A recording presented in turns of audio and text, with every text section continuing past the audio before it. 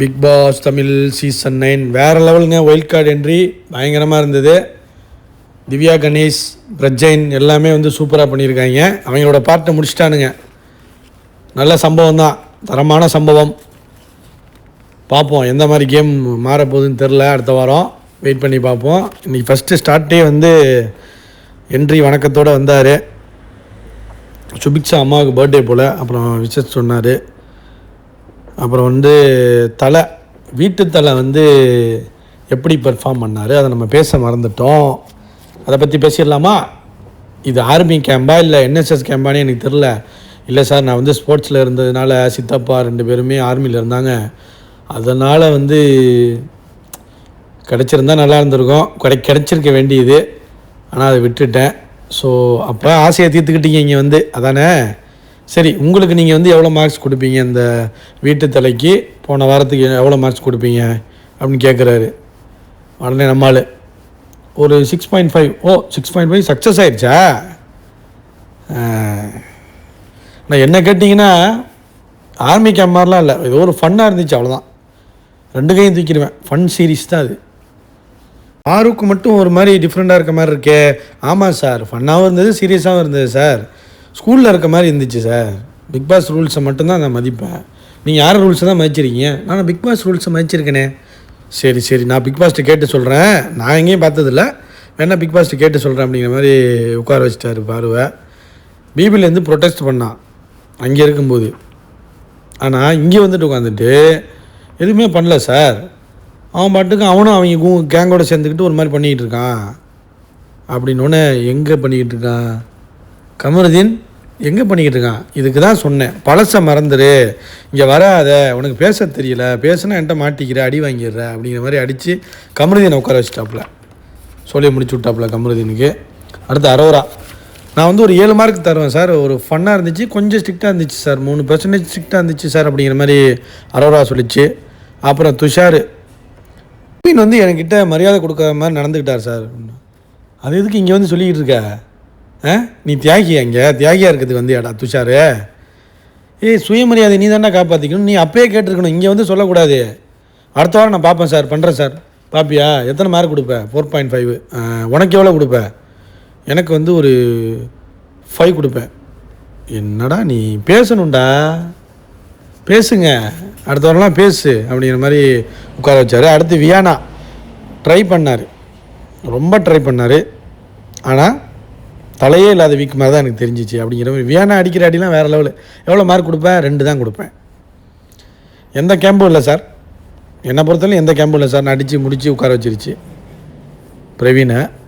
அப்புறம் எப்ஜே நான் 10க்கு 5 கொடுப்பேன் சார். ஏன்னா வந்து எழுப்புறதுக்கு பவர் இல்லை ஆனால் சூப்பர் டெலக்ஸில். ஆனால் வந்து ஒரு டாக்டிக்ஸாக பண்ணி ஒரு 2-3 தடவை 4 தடவை எழுப்பி விட்டார் சார். அப்படின்னோடனே கம்மு என்னையா நீ எழுப்பி விடல வரலன்னா என்னது எழுப்பி விட்ருக்கானா? என்னையா சொல்கிற நீ அப்படின்னு. கம்மு என்ன கம்மு, வீட்டில் ஏதாச்சும் இந்த வீட்டில் ஏதாச்சும் செஞ்சிங்கன்னா கம்முக்கிட்ட சொல்லுங்கடா, கம்முக்கிட்ட சொல்லிவிட்டு செய்யுங்கடா. இல்லை சார், நீங்கள் வருத்தப்படாதீங்க சார், நீங்கள் வந்து அழட்டிக்காதீங்க சார், உட்காருங்க சார் அப்படிங்கிற மாதிரி கமருதீன் அடி.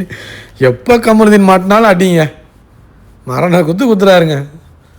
அப்புறம் வினோத் 7-8 துப்பாக்கி கொடுத்து பிக் பாஸ் சூப்பர் டீலக்ஸுக்கும் பிக் பாஸுக்கும் ஏதோ பெரிய போர் நடக்கிற மாதிரி நினச்சேன் சார். அந்த மாதிரிலாம் ஏதோ பண்ண போகிறான்னு பார்த்தா ஒன்றுமே இல்லை சார். சுட சொல்லுவார்னு பார்த்தா ஒரு சுடும் சுடலை. அப்போ வந்து துப்பாக்கி கொடுக்கல. ஆமாம் சார், கொடுக்கவே இல்லை சார். ஆனால் என்கிட்ட கொடுத்துருந்தா முட்டிக்கு கீழே சுட்டிருப்பேன் சார். 2 குண்டு அவருக்காக எடுத்து வச்சுருந்துருப்பேன். ஏன்டா அப்படி எதெல்லாம் பண்ணலை அப்படின்னு கேட்டிருப்பேன் சார். எவ்வளோ கொடுக்கலாம் இப்போ மார்க்குன்னு? ஒரு 4.5 கொடுக்கலாம் சார். அவ்வளோதான் சார் கொடுக்க முடியும். 2 குண்டு தனியாக எடுத்து வச்சுருக்கேன் சார், கண்டிப்பாக வச்சுருந்துருப்பேன் சார். இவர் டாஸ்க்கு கொடுத்த காஸ்டியூமை வந்து ஏதோ ஆர்மி காஸ்டியூம், மிலிட்ரி காஸ்டியூம் நினச்சிக்கிட்டு சுற்றிட்டு இருக்கான் அவன் அப்படிங்கிற மாதிரி அடி, மரண அடி. அப்புறம் சொன்னார், இங்கே பாரு, ஃப்ரெண்ட்லியாக விளையாடு, ஆனால் ஃப்ரெண்டுக்கிட்ட போய் உட்காந்துக்கிட்டு ஃப்ரெண்டுக்காக விளையாடாது அப்படின்னு வினோத்தை அடித்து உட்கார வச்சார். இப்படியே விளையாடு, நல்லா விளையாடுனாரு. அப்புறம் திவாகர் சார் சூப்பர் டீலக்ஸ் ரூம்லேயே தான் சார் இருந்தான். அவன் வேண்டியவனுக்கு, அவனுக்கு தெரிஞ்சவன், சொந்தக்காரன், உறவுக்காரன், அக்கா தங்கச்சி, அன்பு கேங்க இருக்காங்க பாருங்கள், இதுக்காக தான் சார் இவன் விளையாண்டான். மற்றபடி எந்த விளையாட்டும் இவன் விளையாடலை சார். தெரிஞ்சவங்களுக்கு ஃபேவர் பண்ணிக்கிட்டு அவருக்குள்ளேயே ஒரு பாலிட்டிக்ஸ் சார். சில பீப்புள்ஸை மட்டும் வச்சுக்கிட்டு எங்களெல்லாம் சொல்லுவாப்புல, எங்களெல்லாம் தரன்னு இழுத்துட்டு வந்துடுவார். ஆனால் எஃப்ஜேலாம் ஒன்றும் சொல்ல மாட்டார். எத்தனை தடவை நாய் குலைச்சாலும் ஒன்றும் சொல்ல மாட்டான். ஃப்ராடு தான். ஆமாம், உண்மை தானே, இவர் சொல்கிறது உண்மை தானே. அப்புறம் வியானா ஃபீல் பண்ணாங்களா, என்ன வேணும் நீங்கள் சொல்லவே இல்லை அப்படின்னு. ஆமாம் சார், அவங்க வந்து முறைச்சிக்கிட்டு ஓவராக என்கிட்ட வந்து ஆட்டிடியூட் காட்டினாங்க சார், அது எனக்கு கொஞ்சம் கஷ்டமாக இருந்துச்சு சார், அதான் சார். ஓஹோ, நீ அந்த வேலையெல்லாம் நீ பார்க்குறியா? நீ உன்னை வச்சுக்கிறேன் முறைக்கிறார் சார் அப்படிங்கிற மாதிரி வியானா போட்டு விட்டுச்சு. ஒரு கெட்ட பழக்கம் இருக்குது சார் அப்படின்னு சொல்லிட்டு இந்த வினோத்தா ஐயோ இங்கே பாரு, சாரி உடனே சாரின்னு வினோத்து, டேய் 4 வாரம் ஆச்சு என் நேமை கட்டிக்கிட்டு அலைஞ்சிக்கிட்டு சுற்றிக்கிட்டு இருக்க நீ. நான் எலிமினேட் போயிடுறேன், அப்பயாச்சும் என் பேரை கூப்பிடாமல் இருக்கேன்னு பார்க்குறேன்டா அப்படிங்கிற மாதிரி சரியான காமெடி பண்ணார். அவர் ஒரு ஏஜ் கேப்பை வச்சு என்கிட்ட பேசினார் சார். நான் ஏதோ அவர் குடும்பத்தை பேசிட்டேன்னு அவரே நினச்சிக்கிட்டு ஏன் குடும்பத்தை பேசுகிறேன்னு சொல்லி விட்டுக்கிட்டு இருக்கான் சார். நல்ல வேலை வியானா பக்கத்தில் இல்லைன்னா என்ன அவர் அக்யூஸ்ட் ஆக்கியிருப்பான் சார் அப்படிங்கிற மாதிரி அடிச்சு விட்டார். சரியான அடி.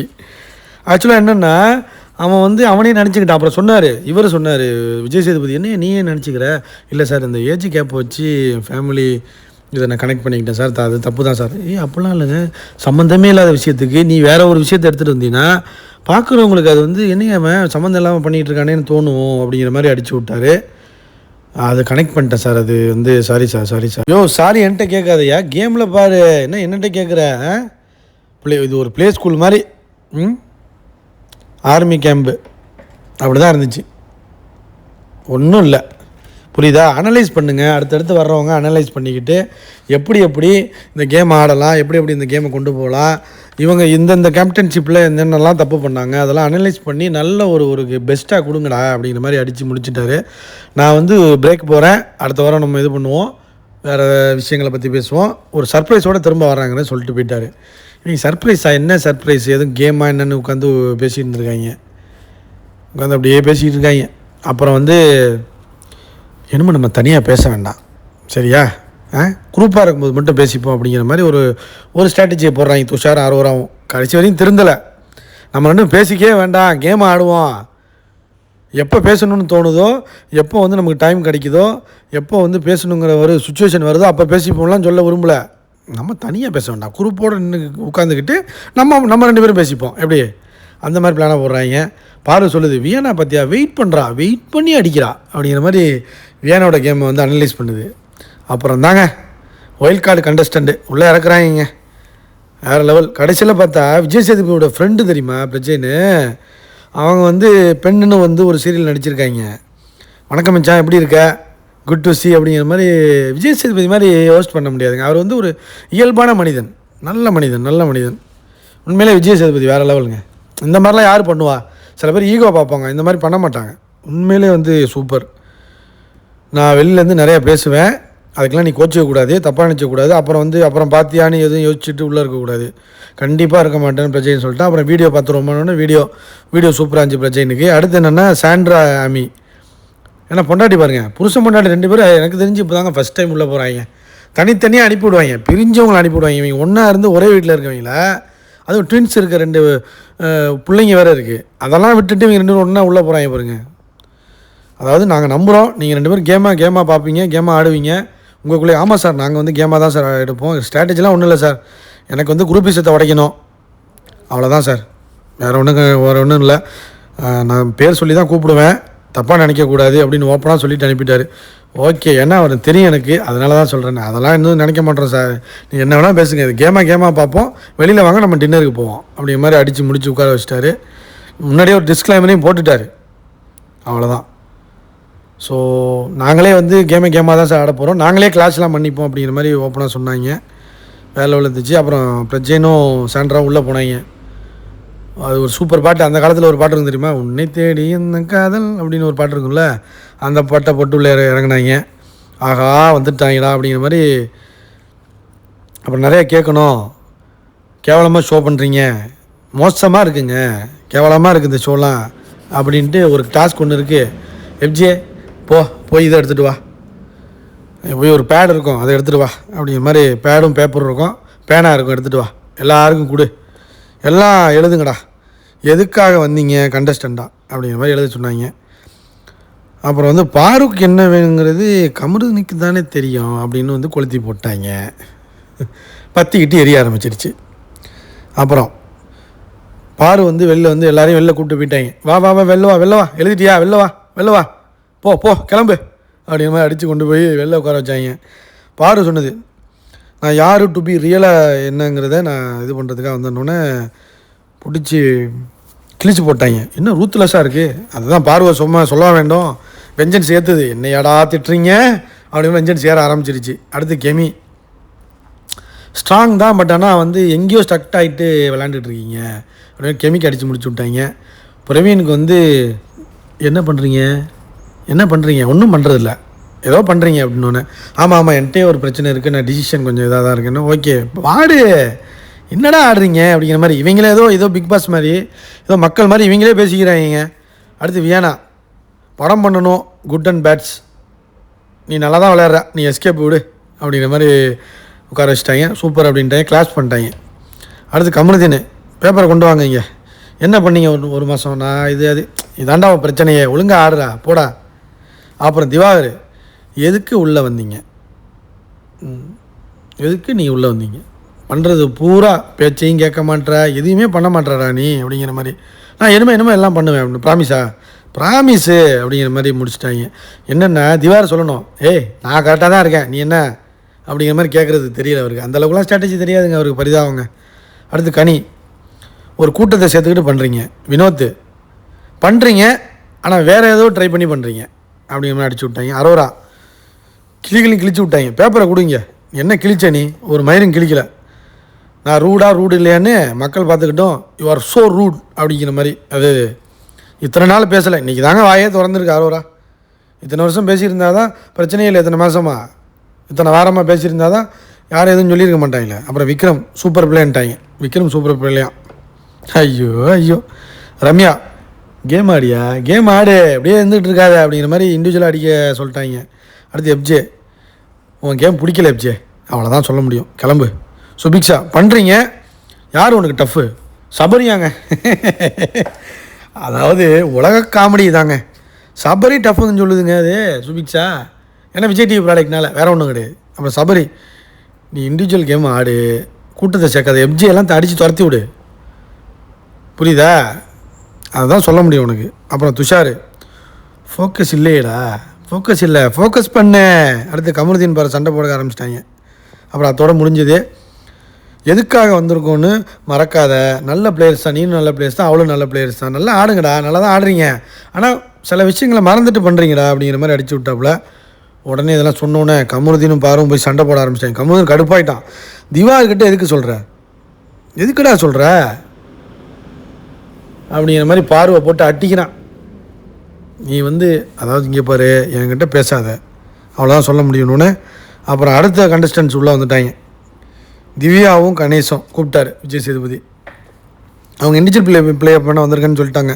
க்ளீனாக திவ்யா சூப்பருங்க, திவ்யா அருமை, எல்லா விதமான தகுதிகளும் இருக்குது. டிக்னிட்டி, டெக்கோரம் என்னங்கிறத அவங்க தான் கற்றுக் கொடுப்பாங்கன்னு நினைக்கிறேன். இல்லை அவங்கள எதுவும் போட்டு அடிக்க போகிறாங்களான்னு தெரியல, பார்ப்போம் என்னென்னு. கிளாஸ் எடுக்கணும் சார் அப்படின்னு. அடுத்து அமித், உங்கள் ஹைட் என்ன, 6.2வா, ஸ்ட்ராட்டஜி என்ன, குட்டாகவும் இருப்பேன் சார், குட்டாக இருக்க வேண்டிய இடத்துல குட்டாகவும் இருப்பேன், பேடாக இருக்க வேண்டிய இடத்துல பேடாகவும் இருப்பேன், சூப்பராக விளையாடுங்க அப்பா அப்படிங்கிற மாதிரி. அந்த பொண்ணு வேதா, அது சூப்பராக பண்ணிச்சிங்க, பாட்டெல்லாம் பாடி ஒரே அசத்தல், செம்ம பேச்சு, அருமை. அதோட நான் கிளம்புறேன்ட்டு அப்படி போயிட்டார் பிரேக்குக்கு. அப்புறம் கமருதீனும் பார்வும் திரும்ப சண்டை போட்டுக்கிறாங்க.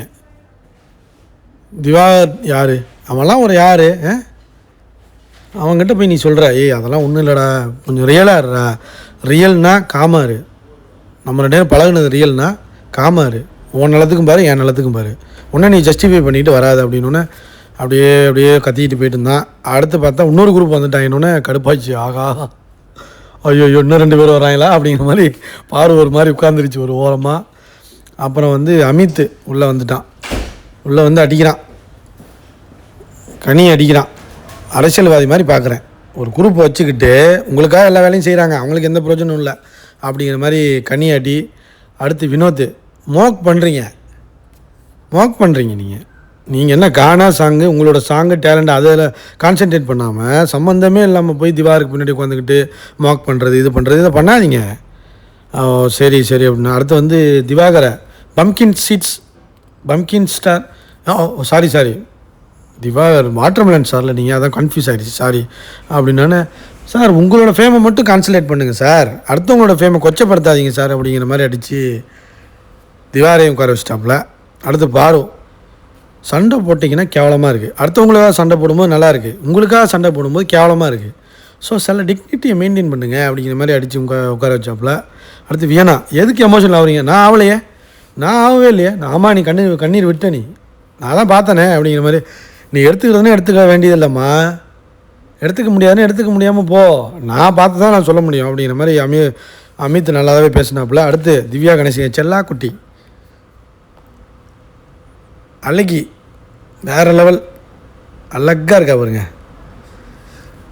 திவ்யா கணேஷ் தான் அழகு புள்ள. இப்போ வந்து ஒரு ஹீரோயின் மெட்டீரியல் தான் ஆக்சுவலி. திவ்யா கணேஷ் வேறு லெவலில் இருக்காங்க, பேச்சுமே ஸ்லாங்கு எல்லாமே சூப்பராக இருக்குது, பயங்கரமாக பண்ணுறாங்க, வேறு லெவல். அப்புறமா திவ்யா கணேஷ் அடிக்கிறாங்க. பாருன்னா என்ன அப்படி பேசுவா இப்படி பேசுவா, ஒரு டிக்னிட்டி இருக்குல்ல, நீங்கள் ஒரு விஜே. ஸோ இவங்கள்ட்ட எப்படி பேசணும், என்ன பேசணும் எல்லாமே இருக்குல்ல, அதெல்லாம் எங்கே போச்சு பாரு அப்படிங்கிற மாதிரி சூப்பராக கேட்குதுங்க, அருமையாக பேசுது. அடுத்து திவாகர் சார் அப்படின்னா தகுதின்னு என்ன சொல்கிறீங்க? இல்லைம்மா அவங்க வந்து வா போன்னு பேசுகிறாங்களாம்மா, அதுதான்மா வேறு ஒன்றும் இல்லைம்மா, உங்கள் ரீசன் எனக்கு ஓகேவா இல்லைண்ணே, அவ்வளோதானே. இங்கே வந்து எல்லாருக்குமே இங்கே இருக்கிறதுக்கான தகுதி இருக்குது, அதனால தான் இங்கே இருக்கோம், புரியுதா? உங்களுக்கு வந்து இன்க்ளூடிங் மீ யார் இங்கே தகுதி இல்லைன்னு நீங்கள் உங்களுக்கு கீழேன்னு நினச்சிட்டா கூட நீங்கள் வந்து கிளம்பிடலாம், இப்போயே பிக் பாஸ்ட்டை சொல்லிட்டு கிளம்பிடலாம். என்னம்மா நீ பேசிகிட்டு இருக்க, ஃபுல்லாக பார்க்காம எதையாவது வந்து வளரக்கூடாதுமா, சொல்லக்கூடாதுல்ல அப்படிங்கிற மாதிரி ஆரம்பிச்சிட்டாரியா. உடனே சிரிக்கிறான் எப்ஜே, ஆஹா இந்த மனுஷன் ஆரம்பிச்சிட்டான்னு. உங்கள் வாதத்தை அப்புறமா வைங்க, நீங்கள் உங்கள் பிரச்சனையே தான் சார், பேசவே விட மாட்டீங்க. ஒருத்தவங்க பேசிக்கிட்டு இருக்காங்க, காமன் சென்ஸ் இல்லையா சார், பேசிக்கிட்டு இருக்காங்க, உங்கள் கருத்தை லேட்டராக பதிவு பண்ணுங்களேன், டாப்பிக்காக பேசுங்க சார், வேறு எதையாச்சும் கொண்டு வந்து உள்ளே நுழைச்சி இதுதான் உங்களுக்கு வேலையா அப்படிங்கிற மாதிரி அடித்து மூஞ்சிஞ்செலாம் உடச்சிருச்சு திவ்யாருக்கு. என் செல்லாக்குட்டி பாருக்கெலாம் மூஞ்சி செத்து போச்சு, ஆகா இவன் என்ன ரொம்ப டீசெண்டாக பேசுகிறாள், இவளோட டீசெண்ட் என்னன்னு பார்ப்போம், இவளை ட்ரிகர் பண்ணுவோம் அப்படிங்கிற மாதிரி அப்போயே பிளானை போட்டுருச்சு பாரு. அப்புறம் உடனே நெக்ஸ்ட் வீக் பார்ப்போன்னு சொல்லிட்டு கிளம்பிட்டார் இவர் விஜேஷ். அப்புறம் அமித் பார்கவுக்கு ஒரு டாஸ்க்கு பிக் பாஸ் சொல்கிறாரு, யார் இங்கே யூஸ்லெஸ்ஸு அப்படின்னு உடனே அவன் சொல்லிட்டான், லேடிஸ் ஃபஸ்ட்டு, நீங்கள் ரொம்ப ஸ்மார்ட்டுங்க என்ன கொத்து விட்றீங்களா அப்படின்னு செல்லாக்குட்டி திவ்யா சொன்னிச்சு. திவ்யா யாரை சொன்னிச்சுன்னா திவாகரையும் சுபிக்ஷாவும் சொன்னது, யூஸ்லெஸ்ஸாக தெரியுறாங்கன்றுச்சு அது. அடுத்து அமித் பார்கவ், அவன் என்ன சொன்னான்னா விக்ரம் நீ விளையாடுறதே இல்லை, நீ யூஸ்லெஸ்ஸாக தான் எனக்கு தெரியுற, அடுத்து அரோரா நீ யூஸ்லெஸ் தான் அப்படிங்கிற மாதிரி அடிச்சிட்டாங்க. ஏன்னா அவர் பாட்டுக்கும் பேசவே விடாமல் பேசிக்கிட்டு இருக்காரு அப்படிங்கிற மாதிரி திவ்யா செல்லம் அடிச்சிருச்சு, திவாகருக்கு அடி மரணாட்டி.